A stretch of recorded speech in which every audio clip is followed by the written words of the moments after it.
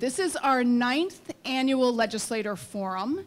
We're thrilled that you took some time out with us tonight. I want to read all the lists of co-hosts, but it's really long, so we left it for you at your place because there are just so many, but please take a minute to look. And I think it's one way of us saying to you that, you know, education matters. We all know it's a foundation. We all know that if we care about our economy, if we care about our civilization, if we care about having people getting out and vote, being leaders in their community, if we care about people having thriving families, at the end of the day, you got to get education right. That's why so many people are co-hosts. That's why you're all here. And I'm really excited that we are going to talk about a topic which is always timely. It seems to be especially timely now for a few reasons. Elevating and modernizing the teaching profession matters always. We will never get it perfect any more than we will get education perfect. We can always do better. It's the perfect time to revisit it, though, because one, we have new leadership all up and down the state. We have a new governor in the governor's mansion. We have so many new elected officials, and we have new agency leadership. And many of those folks are in the room today. And so it's right and proper that we always keep talking about what we can do better, but it's particularly appropriate to do it now. And there's a second reason that it's particularly appropriate we talk about elevating and modernizing the teaching profession, and that is we're facing a teaching shortage. Now, we face teaching shortages as they come and they go. We are in a very tight job market, which makes things more challenging. We may not be in as tight a job market in a few years. We also always have a challenge in Illinois, as they do across the country, in making sure that we've got a diverse enough teaching population that matches the diversity of our student population. And those are not problems that we have figured out here in Illinois any more than people have figured them out around the rest of the country. So we've got real work to do, and it's, again, it's right and proper that we think about it, that we talk about it, and that we listen to folks who spend their time and have developed real expertise in that. And that's what we're going to do here tonight. I want to particularly thank some of the legislators who have made time for us tonight. So Senator Staines and Senator Belt and Senator Weaver and Senator Menard, Representative Batinik, Representative Unis, Representative Bourne, Representative Robinson, Representative Scherer, Representative Greenwood. Thank you for being here. Wave so we can all just admire you.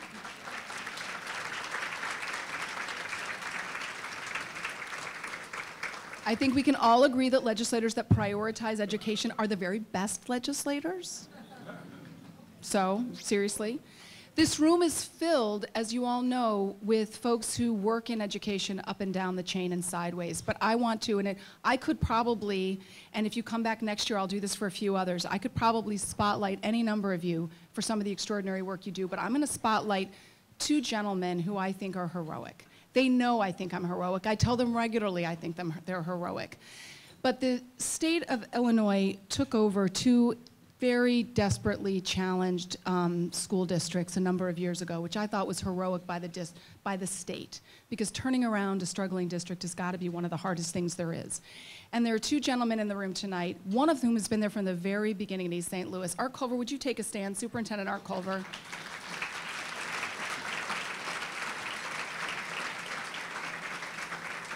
Arthur Culver could have retired. He could be sitting somewhere drinking an umbrella drink, somewhere reading trashy novels for all we know, whatever your worst thing is. And instead, he went down to East St. Louis, which had all sorts of wonderful things going for it, but all sorts of really deep-rooted challenges. And what he will tell you, if you give him just 30 seconds, is that they've taken their graduation rate from just over 50% to pushing like 70, what is it, 70? 77%. I know. They have taken their achievement scores on the NWA from 5% to 53%. And their high school graduates have attracted, is it $14 million? Yes. $14 million, mostly in academic-related scholarships for them to go on to post-secondary. Extraordinary stuff. And I'm sure there's more if you give him time. And the other hero I want to mention is John Price. John, would you stand up? And look, they're sitting next to each other. It's like a moral support. It's like a moral support. John Price is in North Chicago, which is just north of Waukegan, for those who may not know it, just near Waukegan. And John Price is in North Chicago, and North Chicago also one of the other districts that the that the state took over, and there are a couple things that they really want to champion there too. First of all, their graduation rates were really, really challenged. One of the best indicators of where your graduation rates are going to be in 4 years is your freshman on track rate. And the freshman on track rate, John, is it 83%? 83.5. I can't believe I didn't mention the 83.5%. And in an area where there's been a real disinvestment and a disbelief in the schools, not only they got a local company, AbbVie, to make A's a $40 million gift to build a new school building, which was badly needed as somebody who's been in the buildings. So has got a new lease on life and real buy-in from the community for the work that they're doing. So I just want to thank you guys for that. And we'll see who we spotlight next year when you come back for the 10th anniversary. And then I also want to acknowledge, when I mentioned there was new leadership up and down the chain, we also have 2 ISB board members. One is old, one is new. Both are fabulous. David Lett, you can wave. David Lett. You're all going to get to know David better, but if you didn't already know and love him, some of us know and love him because he fought so hard for school funding reform, which deserves a cheer in and of itself, am I right? It's very exciting, David, to see you in this new role. I know you're gonna cause all sorts of trouble over there at ISB, and I'm excited to watch. And then an older member, and I don't mean old in the actual age, in the age sense.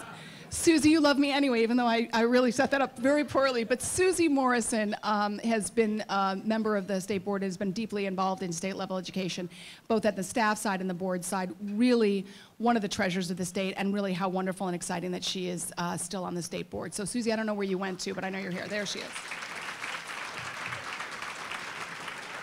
Oh, sorry. Oh my gosh, do I have, I'm so sorry.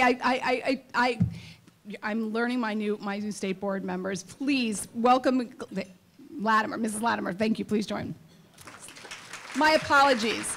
I'm going to make that up to you. Without further ado, I want to introduce our keynote speaker. She was thinking this was going to happen, I don't know, 5 minutes ago, but I get going.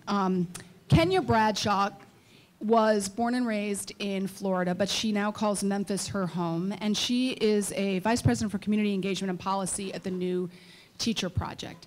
And what Kenya has devoted her life to is understanding what does it take to develop teachers who are really good at moving students, at supporting them with their various needs, academically and beyond.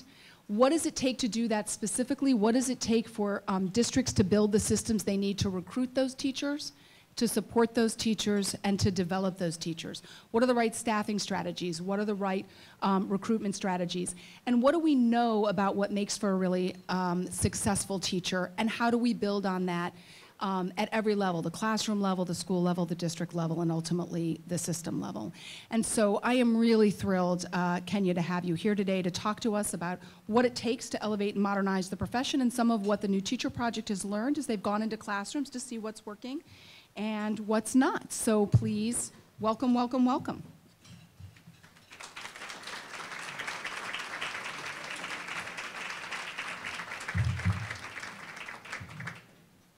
Good evening, everyone. So before we start, I want to say and send a note of prayer. The state superintendent, Ms. Carmen Iana, is not able to be here this evening because her father passed, and so wanted to send a note of prayer and covering for her and her family during their time of loss, and acknowledge that I am not going to be as dynamic as your new state board, your state superintendent, but I will try my best, and I will come from a place of truth and honesty in our conversation this evening. So I'm really excited to be able to talk to you tonight. So before I begin and even go into my own introduction, I'd actually like to ask everyone in the room to think about a teacher who made the greatest impact in their life. I was going to ask you to write your teacher's name on a piece of paper and share, but how the table is cluttered is not the most effective way to be able to do it. But I'm going to ask you to think about that teacher, and also think about what made that teacher important for you. And if you could share with your neighbor, just share with like your elbow partner and share with your neighbor, and then we'll get started. So for me, my teacher was Miss Macklin. She was my 7th grade English teacher who gave me my first F. And the reason I love her is because after I called a parent-teacher conference with no parent and asked her to explain to me why I got an F, especially because I brought evidence of other student work performance to my session, and told her I know that I did better than another student in my classroom, what she told me was that I was being lazy and that I was not challenging myself. What she instilled in me is an appreciation that I was my own competition. And so the reason I'm asking you to share with your neighbor is because I think every child in all of our districts across the state deserve a Miss Macklin or deserve other teachers that each of you all noted. And one of the things that I ask us to operate from a place of truth and transparency, what we know is that every child in our district is not currently in a classroom of those teachers with the values and morals that were instilled in us. And how can we change that is one of the key things that I want us to think about tonight. One, I just want to start with telling you all how amazed I am with the diversity of people in this room this evening. When I think about education across the country, in many communities, it is very siloed. And so you have people who work in K-12 and they never talk to the people from higher ed. You have people who are in higher ed who never talk to people in early childhood education. You have people who are working in after-school programming who actually never are involved or at the table of conversation. And then the people who get left out a lot are our parents and our students. But tonight, you actually have representatives from all of those institutions. And so I actually just want to commend you all for the diversity of the people who you have that are showing that education is important and it is a priority for your state. I also want to thank Advance Illinois and Robin and Jim and the entire team for the work that they put in daily on supporting education across the state and then also bringing everyone together. It's not an easy job to be able to bring diverse opinions together, and so just want to spend a moment and say thank you all for the amazing work that you are doing. So Robin told you my name. My full name is Kenya Ajakun Bradshaw, and I say that very proudly. My husband is Ghanaian, and I think that it goes into my point that I'm going to talk about around roots and the way that we love children. So I'm really proud to represent our organization that is TNTP, which is a national nonprofit that was founded by teachers. When I think of the titles that I hold very closely in my life, one of them was around being a teacher. The other one, as I told, the PTA table in the back, that I used to be a PTA president when my niece was in school. And so in our work, we actually put up elements of great teaching to make sure that classrooms across the country are preparing students ready for college, career, and life. And I just want to thank you all for inviting me to be a part of this conversation and really extend to you all this at first, because I believe in the methodology of hug, smack, hug. You got to tell people what they're doing good, then you tell them what they're doing wrong, and then you end with what they're doing well again. So I want to start off by saying you all are making great strides at a state, and the intent of my words tonight are really to prick your spirit to identify ways in which you can deepen the love that you are showing your students. So for me, this land is sacred. It once belonged to the Innuit Nation. The state name of Illinois derives from Irinwinwa, which means he who speaks in an ordinary way. And tonight I hope to honor that by speaking truth in an ordinary way. Between the years of 1918 and 1940, the North, in particular Illinois, provided refuge for people who looked like me who fled from the South. Your lands received some of our most entrepreneurial, most intelligent, and most creative leaders. Their fingerprints are written all over the state of Illinois, and I share this because in our schools across the state, those children are their descendants, and within them is the same intelligence, creativity, and entrepreneurial ingenuity. And so that is my starting place. It is rooted in Black genius. It is rooted in the genius of all of our children and all of our races across Illinois. So this will be our starting place for the evening. A foundational belief that our children are great and that they deserve to be treated as such by everyone, but especially by those teachers who share and see the beauty for what they are. But even seeds of greatness can be stunted. if not given the right light and fertile ground. Your most precious seeds must be given the right opportunities to grow. As an organization, we recently released our national report called The Opportunity Myth. And one of the key pieces around that, our work was rooted in hearing from students. And then we also looked at the evidence that was put in front of them in the classroom. And what we expected to see in schools and what we were setting them up for. We saw that students were actually doing what they were asked in school. So we have these perceptions of our students are actually not engaging in their classroom and that they're not doing their work. We actually did not find that. We found that at 87% of the time, students were working on activities that actually were related to their classroom assignments. So our students are doing what we are asking them to do, and they are spending their time on task. And the other piece around this is that majority of our students, 83%, are earning A's, B's, or C's in English language arts, or 78% in our math. And the reason that we include A's, B's, and C's is because when we ask parents, how do you know if your child is on track or not? They look at the report cards that we are sending out, and what we are doing is lying to our children, and we are lying to their parents. So our children are on task, they are completing assignments, but when we look at 70% of our students are doing their assignments, but are those assignments actually meet any standards? So in my table, we were talking about this a little bit. Only 17% of the assignments that are being put in front of children are actually on grade level and actually provide any rigor to them. So kids are doing what we're asking them to do. What we're asking them to do doesn't make any sense most of the time. And it's not because they're not capable of doing more.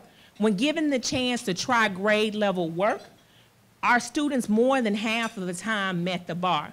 And so when someone asked me earlier about why is that, I actually want to be transparent from the beginning. I don't think that there is ill intent around giving our children work. I actually think it's done from a place of love many times. But love can actually hold our children back when we are not being rigorous around what our expectations of them are and actually pushing them to go further.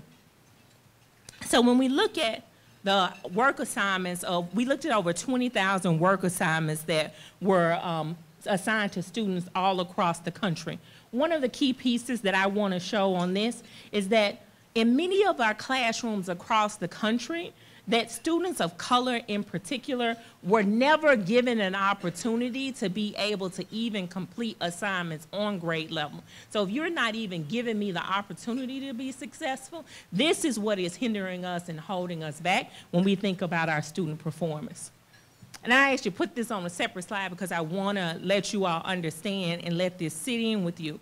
When we looked at over 20,000 work assignments, what we saw is that 580 hours a year for students of the 720 hours that they were spending in their core classrooms were not grade appropriate lessons.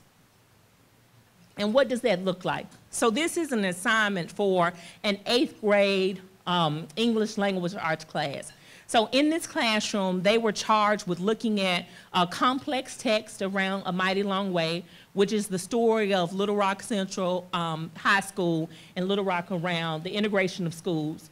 So students in this 8th grade class were assigned with writing an informational essay, analyzing the historical events, and then also were charged with thinking about what this meant in society right now. So this is one school, one classroom. Same school and same 8th grade English language art, different classroom. This classroom was asked to look at read a worksheet on penguins at risk and then complete these sample questions. So this wasn't a SPED classroom and these were not, so I want to make sure I'm giving that preference so we know that intra-district, inside of districts, kids are getting different experiences in the same district and many times even in the same school. So these students were asked to fill out the blank in the word crevices as their assignment. So you think about what happens when this is your experience over and over again throughout the year. And what does this mean for you all in Illinois? In 2018, only 45% of Illinois graduates met all ACT college readiness benchmarks. And before I go into that, I actually want to say you are making greater progress than many states across the country, but great and greater progress doesn't mean that it's okay to leave behind 55% of your children.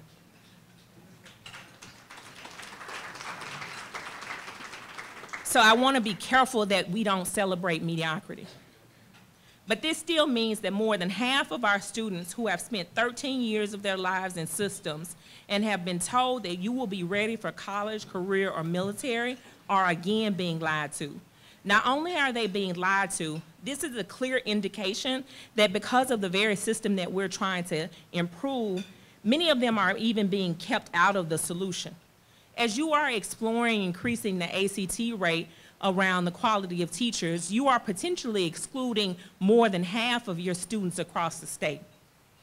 So let me be clear about that. I do believe that we need to hold a high bar for who teaches our children, but we must be intentional about how we know that. Teacher prep programs have to be intentional about the development of measures that align with student impact. Many of our tests actually have no correlation between how students are doing and what those tests are testing, and we have to think about that. In this work, it's not okay for our children. The world our children are going into is much more complex. This is not just about making students ready for college. So I wanted to say this because I get tired of this all the time. People always tell me, like, well, college isn't for everyone. One, people don't say that about your children. You know, we say that consistently about other people's children and how other people's children aren't ready for college. So we need to be careful about the unintended bias that is loaded behind that. So I wanted to just say, when we ask students across the country, regardless of race, our kids want to go to college. And while I know that many of our children can explore other opportunities such as career and military, the critical thing that we provide them as a foundation of our K-12 experience is the key piece to ensuring that they are successful, and what they get is a choice. They get to make the decision around, do I want to go to college? Do I want to become an entrepreneur? Or do I want to go into other careers? What I feel like that we're doing across our country is denying our children of that opportunity and of that choice for what direction that they want to go in their lives. For Illinois, you all have EdTPA. And so I would actually recommend, as you're thinking about creating a thoughtful process to increase content knowledge, you actually explore the correlation between EdTPA and what's happening with your student outcomes. Researchers at UC Berkeley have discovered that between the years of 1999 and 2003, there was more new knowledge created in the world than the entire history of the world. This is what we're in. We are in a time of exponential knowledge growth. Technology knowledge is doubling every 11 months. So when we think about what our kids have to be prepared for, they have to be prepared to work with knowledge that has not yet been discovered, using technologies that haven't even been invented yet, and solving big problems that we don't even know how to manage or to solve. And that's the challenge that we have in front of us, and that's what we need to push our children in thinking about. How do we make sure that we honor the promises that we give to our children and our families? These are a couple of ways that I want to go into talking about, but I want to be careful that there are no silver bullets, and that you must be careful to not throw everything away as you're examining and working on figuring out what works. There's no one thing that will change the state of education and the lives of Illinois children, but the combination of focused, intentional investment will pave the way to success. The key to honoring our promise to children will be achieved by truly elevating the teaching profession. Teaching is a sacred profession, and we must do our best to make sure that the people who enter in our profession will honor it and understand that this is hard work. One of the key pieces around this is I actually think we have to start early. It is one of the pieces that I noted. We actually have separate conversations around what happens in early childhood and what happens in K-12. We actually need to be much more connected around those conversations, especially around what happens with teacher training and teachers in both of those bodies. Thank you. Y'all are so nice. So in 2007, Illinois became the first state to develop universal pre-K. And you also have a very strong home visitation program. Now is the time to fully fund those programs and explore how, as you expand, do you look at equity and economic impact in the ways that you are increasing the overall reimbursement rate for child care. The reason I lift this up is if you invest in quality, and then you also think about how you're investing in the wealth of small early child care providers, it actually helps your local economy. And so you need to be careful about when you are expanding pre-K. Many times in states across the country, it has cannibalized small businesses in the state. And so you end up closing community small businesses while we're expanding and having district-run pre-K. And so if you're thinking about a way that you can do both effectively, what you are doing is increasing the quality of education children receive, and you're also strengthening your local economy. The next piece and this applies to both urban and rural, so it is not a piece that is just something that urban communities can factor in. We also have to look at the wages that we pay early childhood workers. No teacher should be required to work multiple jobs to be able to have a high quality living. So if we are in many places across the country, our teachers who are in ECE programs that are private centers are making minimum wage or a little bit above, like that is uncalled for, and it should be unconstitutional for us to have teachers who are living around poverty wages. Lastly, we must examine who gets the honor and the privilege of working with our youngest seeds. We must place our smartest and most creative teachers in front of our youngest babies across the state. The reason that I lift that piece up is because what I've been seeing around the country, as districts are trying to game an evaluation system that tests third grade and above, what they end up doing is moving some of their more ineffective teachers into our K-3 programs. And actually it doesn't make any sense, because what we need to be doing is putting our strongest teachers in our K-3 program that provide us a good foundation for when we get into third grade, we're not playing catch up with our students. And so we need to think about what we're doing and how we're allocating our teachers so that early childhood education can be the foundation that we are standing upon across the state. But we must wrap our children in love beyond pre-K, because many people like investing in babies, but then they don't like investing in kids after they get older. The next key to fulfilling the promise of preparing our teacher is elevating the profession as a whole. So the reason that I show this is so research shows that even having one top teacher, that it has an impact on the lives of children. They are less likely to become teenage parents. They are more likely to attend college. They're going to earn a higher salary. And then they actually have the ability to pay back in our community and saving for retirement and become productive citizens. Those are the things that good teachers do. And within districts and across our state, students of color and students in districts funded well below adequacy have the least access to excellent teachers. And this does not honor our promise. A key to ensuring that our baby seeds are properly supported is by ensuring that every child has access to a high quality teacher. Every child has an access to Ms. Macklin and the teachers that each of you all noted. One way to do this is thinking about the starting salary. So across the state of Illinois, salaries for teachers vary from $29,000 in Bluford to $59,000 for starting teachers in Northfield. Teachers who are helping children achieve growth and whose work helps us to fulfill our promise should be honored with wages that reflect their contribution to our world. Again, our teachers should not have to work 2 or 3 jobs to enjoy life.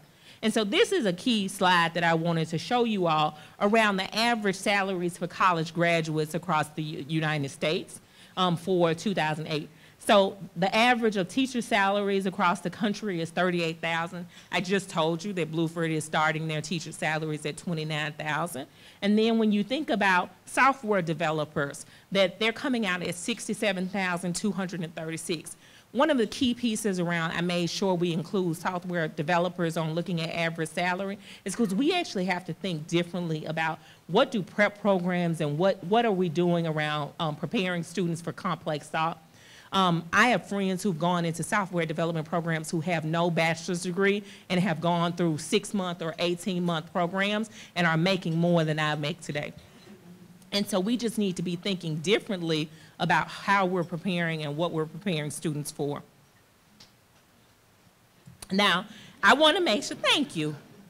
I want to make sure that those teachers who are happy and high impact teachers are with the students who need them the most.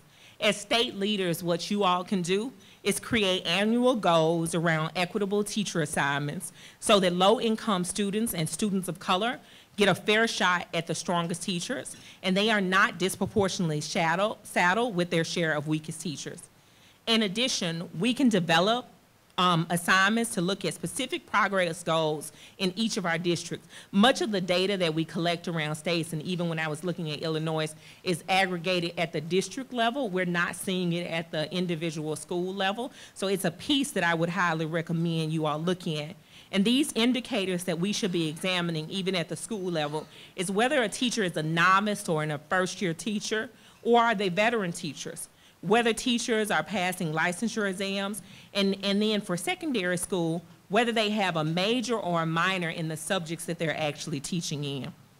Lastly, we recommend that states should be required to collect data for each teacher and report that index data by school and district annually, and use school-level teacher quality index data to make within district and between districts equity determinations. To address teacher shortages, we have to address all parts of the pipeline. At TNTP, we believe that you have to have goals as a state about the quality of teachers that you want, the quantity of teachers that you need, and the diversity of the pool. This should drive you, and you must examine all factors that help you accomplish all three of these pieces. So one piece is not enough. Many states begin to look at, oh, I want to increase the quantity of our teachers, and then lose quality measures. Or they think about diversity, and then they think about, oh, because I want to attract a more diverse teaching corps, I actually can't keep the same expectations of high quality. I actually refute that theory. When we think about this work, the steps, one of the things that we have to do is provide mentoring and strong PD to teachers, and that is what they've been asking for. So the story of Illinois citizens is becoming more and more diverse. As you see, the students of this great state represent multiple ethnicities, but you can also see what our teaching corps looks like. So when we look at this, 83.2% of our teachers across our state are white, and then only 48.0% of our students are white.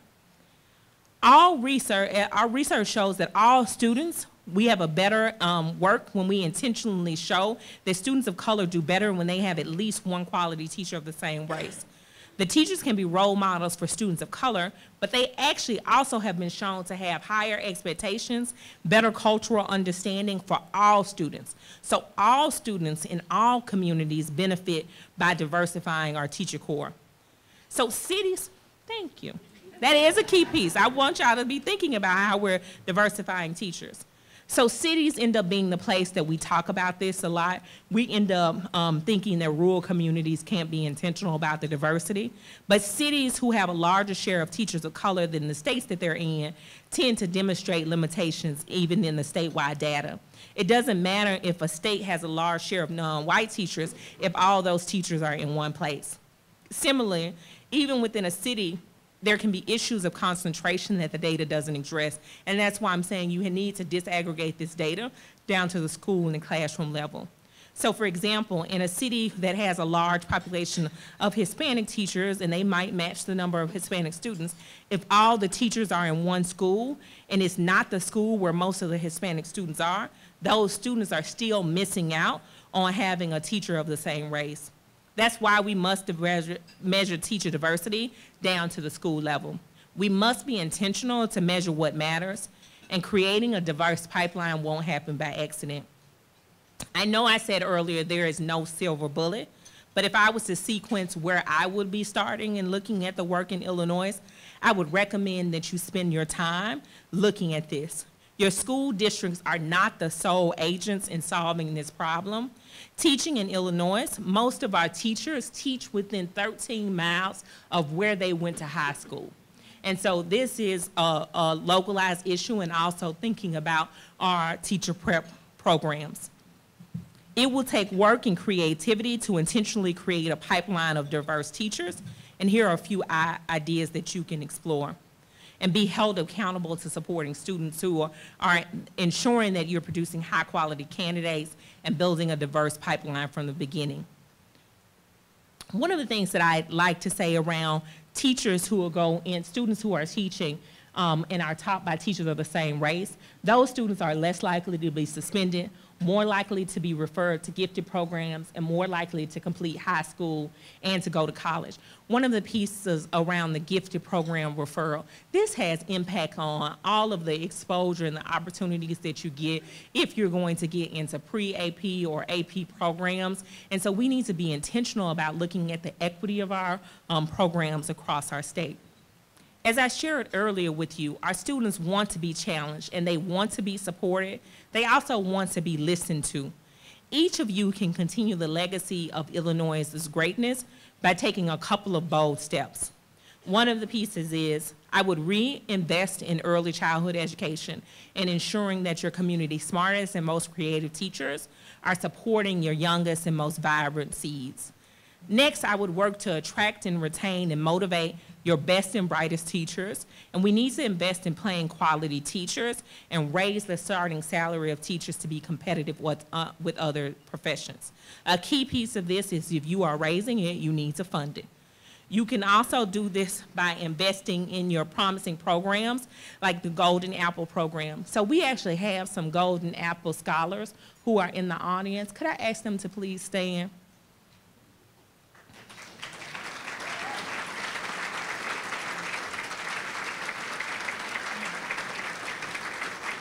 Thank you so much.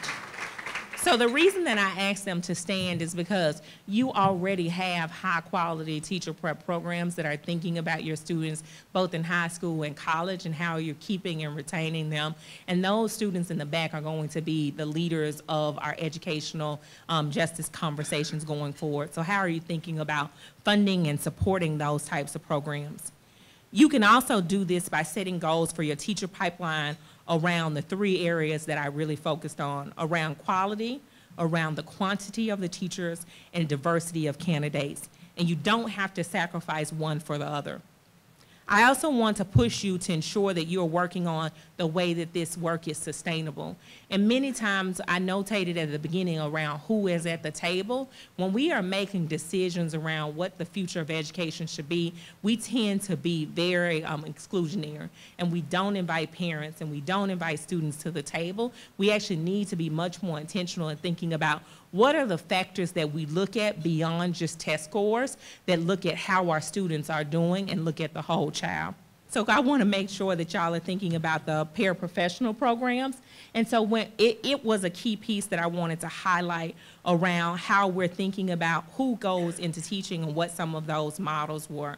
So one was around exposing high school students to teaching profession early and helping them become rooted in the communities that they have. You have a program like this called Scaling Education Pathways in Illinois that's doing that. You need to think about how you're making the transition to careers into teaching much more effective. And when you're thinking about transitioning careers, it isn't just mid and end career professionals who you want to tap. This is a great opportunity for you all to think about people who need to be retooled and their skills to be reworked because of the work that they have been doing and those jobs may not exist anymore. So in Memphis, we have a strong logistics community. When artificial intelligence increases, we actually are going to end up looking at displacing thousands of people in jobs. And so how are we intentionally thinking beforehand around how we're retooling those people and thinking about could they be people who are leading in our teaching profession? The next one is one of the most creative ways that I am seeing now is investing in paraprofessional pipelines. And so this work must be done thoughtfully so that you can believe in the core competencies of the para-pipeline work. And so this is what the slide that I wanted to show you all about. What are some of the key pieces as you're pushing for paraprofessional pipeline programs? So thinking about your teachers' aides and your other people who are in your building who are invested in the success of your school and also in the success of your district, how are you creating opportunities where they won't have increased debt to be able to come into your classrooms and then be able to lead and teach? We are losing teachers of color at many of stages of the pipeline, and then we have to be thinking about how we're creating creative ways for them to be able to support our industry. So this is one of the pieces that we're doing in West Helena, Arkansas. We're thinking about a 2-generation strategy. And so in the community, what they noted, the students were like, I want to stay here, but I don't have any jobs to be able to go into after I go away to college. And then it was a manufacturing community, so most of the people ended up going into warehouse jobs. Were on the body life, it only had like a 15 to 20-year life cycle. And so you had people who were really young who actually were needing to retire because of the physical hardness of the work that they were doing, and thinking about how could we help them to be able to go into teaching and be able to bring also our young students to be able to come back into our role. And so thinking about, as many of you legislators, how are you thinking about the transition into teaching programs? And I end with this around a feedback loop. I think many times what we do is go seek counsel after we've already made decisions on the things that we want to do. So I want to really push us into thinking about how do we cultivate relationships with community members before you ever need them? And then how are you thinking about seeking feedback from diverse groups and making that an intentional part of all the work that you do? How are you listening and learning about what you're doing? And then how are you taking action? And the last piece, because this irritates me when people take action, but then you don't come back and tell me what you did with the information that I gave to you. So how are you intentional about sharing this information back with your communities? The solutions to many of the problems that you have in your communities are already in your communities. And so how do you engage with them to be able to help them be a part of the sustainability of your work? So this is not dependent on one superintendent, one school board member, one teacher, or one principal. In closing, I truly believe that you all are primed to be a leader in this nation around ending educational injustice. As you move forward, I want you to ask yourself, what changes can be true in 9 days? And the reason why this is important, you are in the middle of legislative session. Your legislation that you are pushing now will have impact on districts for years to come. And so thinking about what is true in 9 months, what is true in 9 years, and what do you want to be true 9 generations from now? What could be impacted by you monitoring and measuring your impact?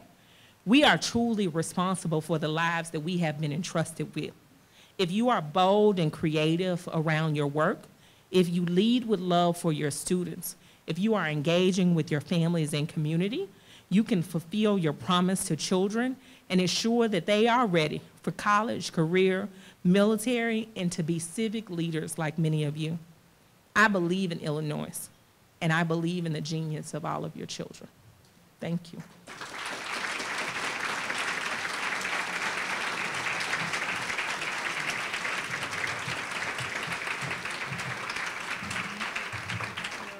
All right, now, this is where we do the fireside chat with no fireside.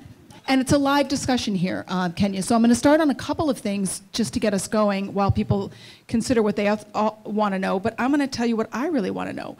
You talked early on about the uneven expectations and rigor that show up in classrooms, which is really, particularly when that happens within districts. I mean, these are really disturbing things that you can have such a varied and a different experience. And I'm wondering, what patterns emerged? Was it about, did it have something to do, you mentioned that it had something to do with the race of the students, but were there patterns with who the teachers were? Were there patterns with the districts or the schools? What did you learn about that? A couple of things around this. When we looked at our opportunity myth work, we looked at urban school, a large urban school district, a medium-sized suburban school district, a CMO, and then also a rural district. We saw inequity in every district. And so we actually didn't expect to see it when we were looking at our hypothesis around the rigor of the content, because a couple of the districts had already moved to adopting higher standards. And then one of the districts was also doing an intensive job around personalized learning.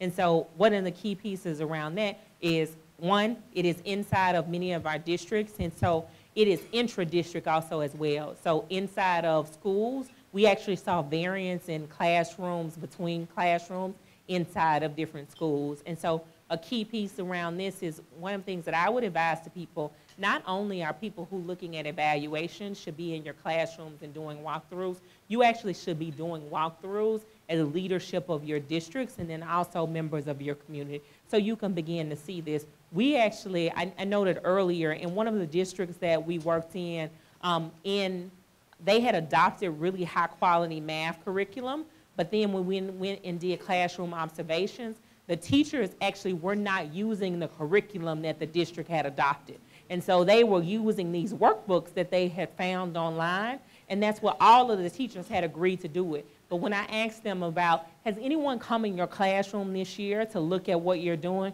The teacher was like, no, we did this as a math cohort team, and we decided on doing some different curriculum. So you as a district could be adopting really high quality text and content that might not be what's being implemented on the ground in your classrooms. I think the other thing I was struck by, there's a report that the New Teacher Project came out, and you didn't mention it tonight, and I think it's worth sharing with the group, that you said that the positive impact of even one really, sort of top quartile teacher, and I want you to do two things for us. One, how do you define it? You just said top teacher. How do you define a top teacher? And then talk a little bit about what's different for students, the difference between whether you get a top teacher or whether you have a teacher who is not there, in terms of student growth and student achievement for the kids in their class, because I just think that really drives home how much is at stake. So when we looked at the 4 resources that we're saying that students need to get around, whether they're getting better assignments or stronger instruction or were more engaged in classroom, and then, or if they were receiving higher expectations. So this slide really shows you if each of those pieces were implemented, how many additional months of learning were students able to get. And so this was actually even more prevalent in students who started a grade level behind. And so we actually saw that students who were getting better assignments were able to grow 7.3 months in their work. And so being intentional about what we're exposing students to actually makes a significant difference. So in Illinois, we have to care about quality. We have to care the teachers, that there's rigor in the classroom. At the same time, we need numbers. We're in a tight job market, whatever the reasons are. We've got some real shortage issues around the state in Illinois, and I know I'm gonna have some questions here I'm gonna go through, but as we think as a state about the right strategies to try to get more people into the profession without lowering the quality, what strategies have you seen in other states that, in particular, that work that you'd recommend? And what do you think Illinois is actually doing really well? Yep. So a couple of pieces. A lot of people talk about raising the prestige of the profession. I actually do think that that is an important piece. And so we've seen districts across the country that undertake billboard campaigns to be able to profile their great teachers around the district. And while there has not been a district where I can say there's been a direct correlation between the quality of teachers that they're getting in and by doing these types of marketing campaigns, what I can say in those communities that have undertaken these types of initiatives is that people believe that the quality of their teachers are better because they're able to see them in their peers. And so we've seen that teachers will stop on the side of the road and take a picture with their billboard. And so when we're thinking about how are we only do that for celebrities and stars, and we see that with LeBron James in LA. So how are we thinking about making teaching that same level of caliber of importance in our communities? A couple of other things that are not as detailed as marketing pieces. I actually want to talk about what I'm hearing from teachers around what will work on helping me stay in the profession or go into the profession. One is improving the working conditions that teachers are having to experience. Another one is looking at supporting your school leadership and examining what is the scope of the roles that your principals are doing. And so when your principals are talking about, I don't have time to be able to do all these pieces, I've seen districts across the country look at how are we rescoping what is the role of the principal, what is the work that assistant principals do, and then I also know that thank you. Assuming there is an assistant principal, I see. which is not true at every school.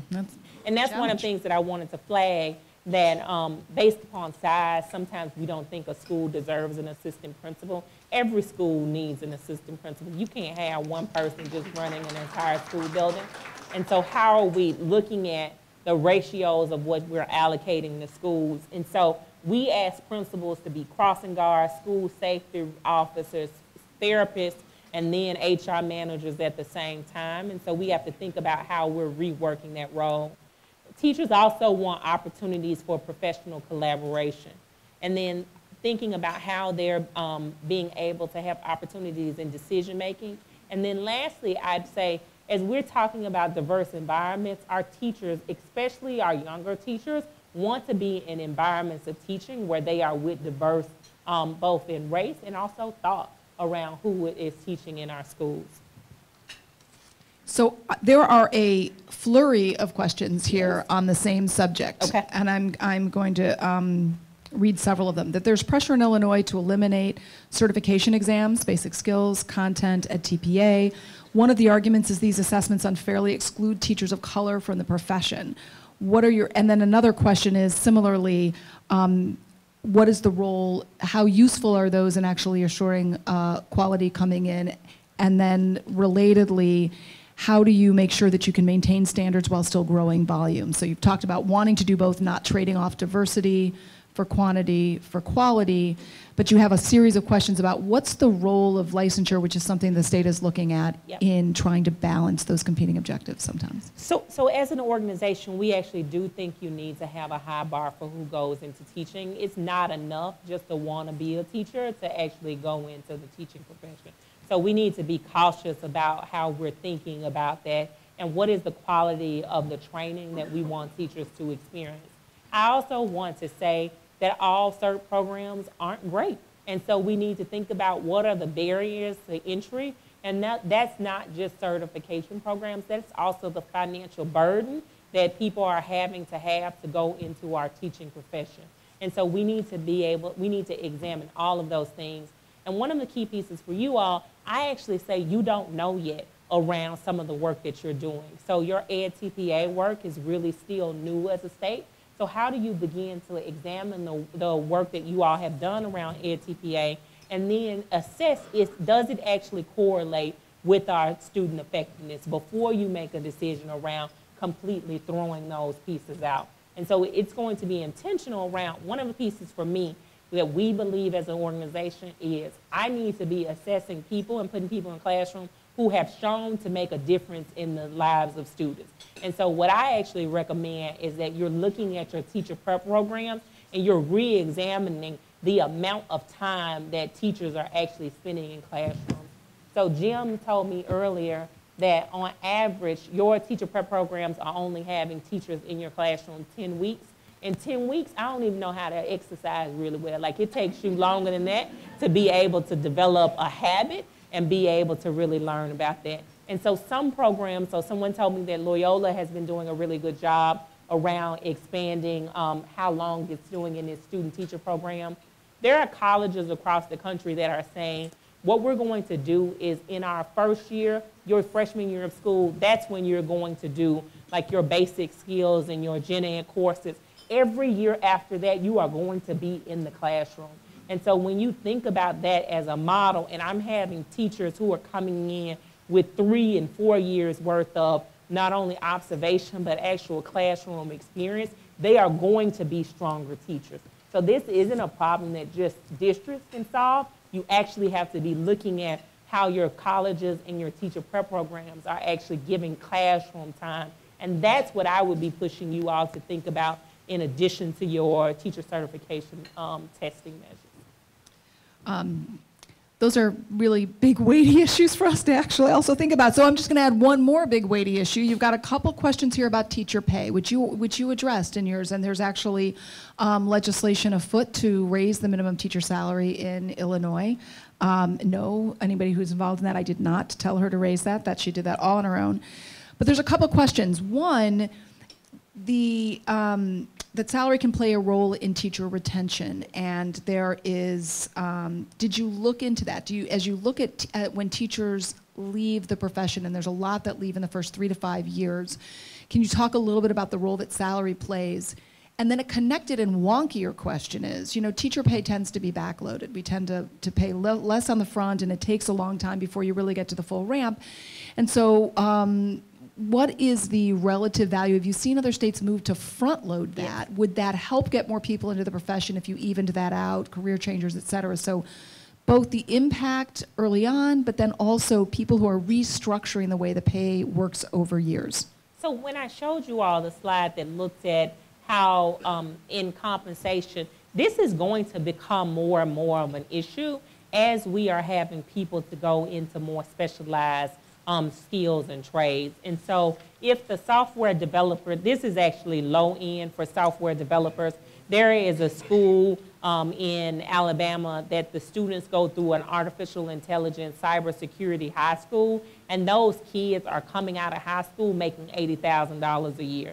And so when we're thinking about that, and I have to balance, am I going to become a teacher for $29,000 a year, or am I going to go into cybersecurity for $80,000 a year? It is not fair for us to be asking for children, and in particular children of color, to forego wealth building to be able to go into our teaching professions. And so how do we, because I'm actually not one of those people who believe like you just do this for just for the good of community. Like, you actually need to pay people their worth. And so how are we intentional about doing that? I have seen districts across the country that are looking at front loading. Teachers want more salary, but they also want what we promised them. So when we look at the retirement and the lack of pension promises that we're seeing across the country, they want all pieces. So I want to be paid well in the front end. I want to be paid and given opportunities for growth. And I also want to be able to get the funds that you stated that you would give me in our retirement. What would you, you spend a lot of time with the New Teacher Project with lots and lots of teachers, and there are plenty of surveys out there, but break it down for us in terms of the role of pay and why teachers stay or leave, the role of the working conditions you talked about, the role of administrative support in the building. Talk to us about how those things actually break down in terms of influencing teachers staying or leaving. So teachers actually did say that salary was one of the key reasons around why they are leaving the profession. And so when you think about teacher tenure, what we're seeing is actually teachers are actually leaving the profession earlier than we have had in years past. And so it's not just salary, the complexity of the job, them not getting the support. The other key piece around this was teacher acknowledgement. Just like any other profession, teachers want to be told that they are doing a good job and want to be acknowledged for the work that they are doing. And we don't do that enough in our work, and that has to be an intentional piece. When we talk to teachers, when we looked at our irreplaceable study, and we talked to teachers about, like, hey, you are one of the most high-performing teachers in the district, most of those teachers said, not only did I not know that, no one in my district has ever told me that. And so simple strategies that districts could cost nothing, folks. Cost nothing. It truly does. One of the things that Houston Independent School District does that I love is the superintendent sends a letter to all of his 5-star teachers, and then he invites them to come to a school board meeting. And every month, he awards some teacher a hat. It is the cheapest little hat that like a little baseball cap, but I promise you, teachers across the district feel like that this is a gold medal. And so what it was is just affirmation of the work that I am doing. You are honoring me publicly, and you are doing these small things. Those tactics actually make a difference in increasing like what people's perception of the profession are, and then also teachers retaining, because they're like, somebody told me what I was doing was making a difference. So I want to talk about a slightly different element of what you talk at the end about the need for a feedback loop, that you really have to involve stakeholders, you really have to involve parents. And you have a couple questions here about that. Okay. One, that often the parents you most want to be involved in that feedback loop are the ones who are the most intimidated by that process. So any thoughts on how you make sure that you're really involving everybody, not just the people who are the quickest to show up, and sort of connectedly, yeah. What are the things that schools and districts, if they're serious about that, can do to really engage community stakeholders in a more meaningful way? So a couple pieces. I'll answer the second part of that first. So when you are doing engagement strategies, you actually need to think about this as a weighted engagement strategy formula. So I need to think about who are all the people I have in my district and are they represented at the table. And so if I have a strong population of African American parents and they represent 40% of my population, if I got 10 people in the room, 4 of them need to be African American parents. Similarly, around who gets left behind, when we think about our Asian or our immigrant families, we actually don't intentionally do the extra outreach to be able to invite them to the table. How are we thinking about making sure that they are a part? And then you check off, like we love checklists, so making sure, have I been intentional about who is at the table and who is getting opportunity to have their voice? And one of the key constituencies in this that I feel like we leave off because we don't feel like that they understand is students. And so our students actually, when you look at national data around what correlates most to understanding teacher effectiveness, guess what? It is student surveys and student voice. And so we actually should be having students at the table as we're making decisions and talking about education. And then as to I would love that. So there's some really terrific survey instruments. I mean, they're research. It's not like you're just not asking kids to vent. Everyone's like, you know, they're really some really tight instruments for that. And they give really good feedback around what they think could be done. And they're telling you, am I engaged in this classroom? It also provides you an opportunity to give feedback to teachers around real-time experience. So thinking about how you're addressing that. So I'm going to connect two questions nobody here would have predicted I would connect, and they have to do with things that are harder to talk about, that we don't talk about as much. So 2 examples of that. One, you know, it's important. I mean, I was really compelled by your example of student work, and that you really want to be sure kids are getting work that is pushing them, that is really at the right level of complexity. At the same time, I think everybody here who works in schools can remember an incident where they've had kids in classrooms who are in very different academic places, right? You don't always have kids who are at the same spot. So you're teaching 3rd grade, but you may have kids who are at the 1st grade level or below. How do you make sure that you maintain that rigor when you've got that kind of wide teaching gap? So one of the key pieces around that is just around how we help teachers differentiate their instruction. Another key piece for me around this is, when I talked earlier about how we can have people in the classroom and how we need to have student teachers in there more, we actually need more people in our classrooms. And I know that that goes against a lot of the rhetoric that people say high quality teachers can be able to teach very large numbers of students.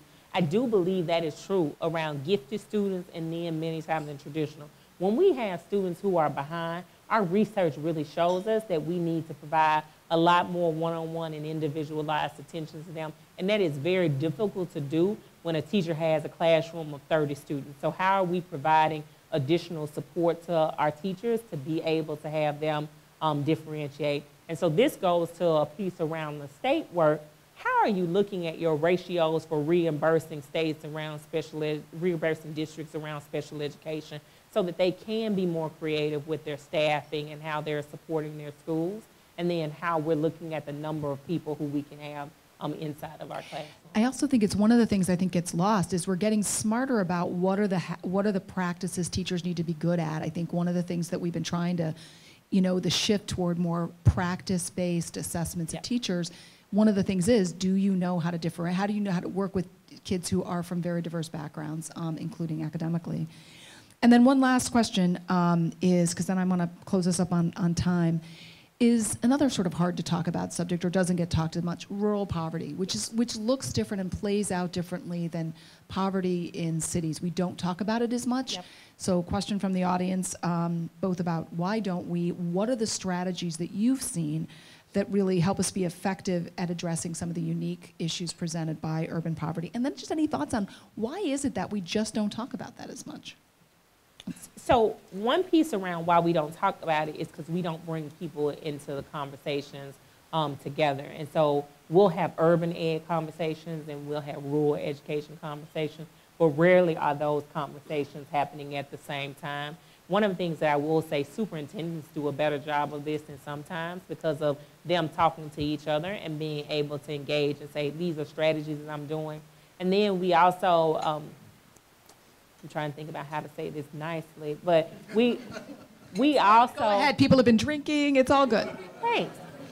Like, we have biases around different districts. So we'll think about Chicago Public Schools as a big bad district, and then we'll be like, no, I'm in Northfield, which is a really nice, very highly affluent district that's right outside. And so we don't think about like what's happening, and so we've made these mental stigmas around education. So that's one of the pieces that we don't talk about. And then the last piece why we really don't talk about it is because the quantity of children there. And so we talk about places where there are a whole bunch of children. And so when we're thinking about like a district that has an 800 population of students and then a district that has 50,000, we're going to pay more attention to the district that has 50,000 students. It doesn't mean it's the only thing that we should be doing. When we think about rural poverty, it is the piece where I'm talking about we actually need to be thinking about education and economic strategies at the same time. And so if you are the head of a district and you are not paying your staff, and that means custodians and all of them a living wage, it is a strategy for you to begin to think about the economic role that you can play in those communities to begin to address poverty.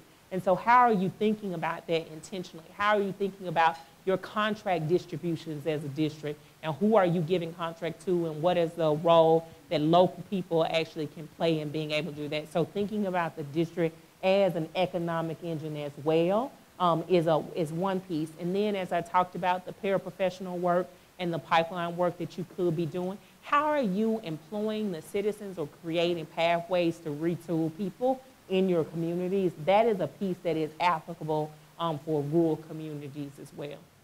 Is there a state that is doing that well? Because it is a balance. When you're thinking about the large number of kids, we've got millions of students here in Illinois.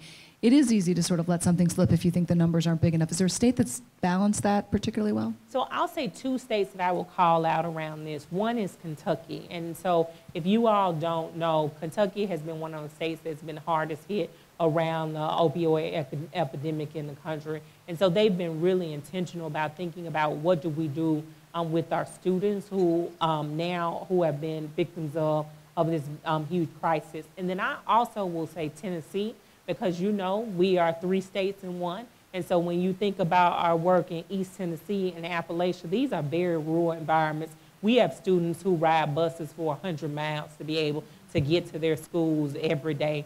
And so when we're thinking about that, we have to be intentional about what are the strategies that we're using. So a parent whose child is riding 100 miles to go to school every day is not going to be at your school for your parent-teacher conference.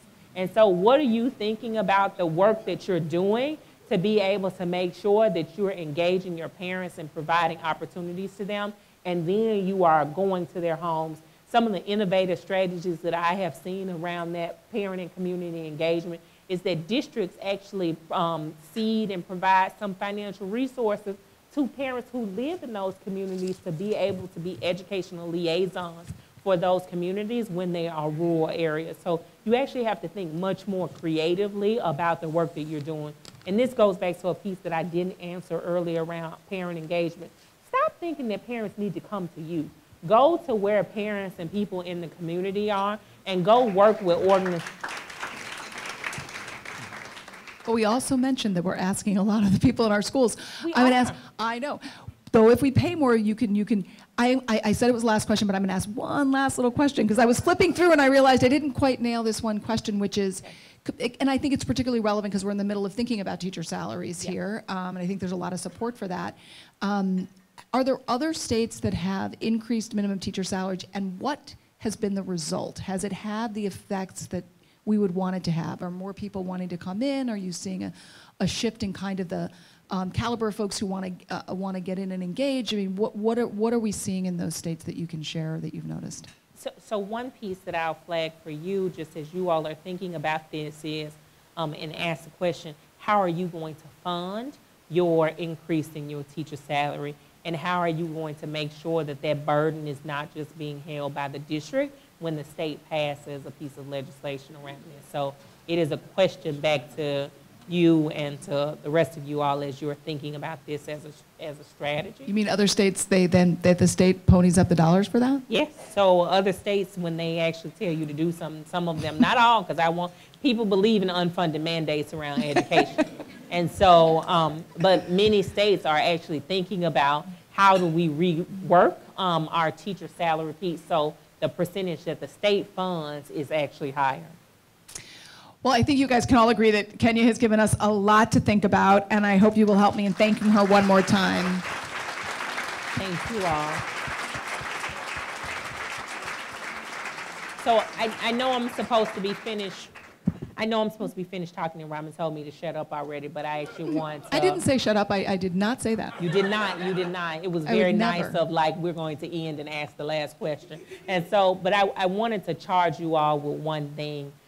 When we think about the assets that we have in our community, we are actually not using them to our fullest potential. And so how are you thinking about, if you have churches or nonprofits in your communities, are you thinking about them as education ambassadors as well? And that means more than asking people to come in and do mentoring and tutoring. Like, I actually want you to think much more deeply about this. Like, how are you developing memorandums of understanding with nonprofits and basketball leagues and saying, you know what, I'm actually share with you all of the attendance data, all of the academic data, all of the behavioral data with you about all students that you support, so that we become a community that values education.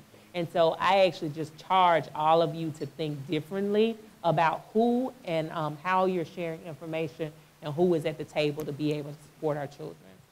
I just want to tell you the one happy bit of news I have is that there are a number of communities in the state that have collective impact and community-based organizations. Springfield, where we're sitting, happens to be one of them, but there are some very long-standing and pretty deeply rooted, and I think what you've seen when they all the organizations get together, as you say, and decide there's something they want to move and they want to work together on that, and they pay attention to the information and they keep getting better. You really do see the change. That's a wonderful charge to end on.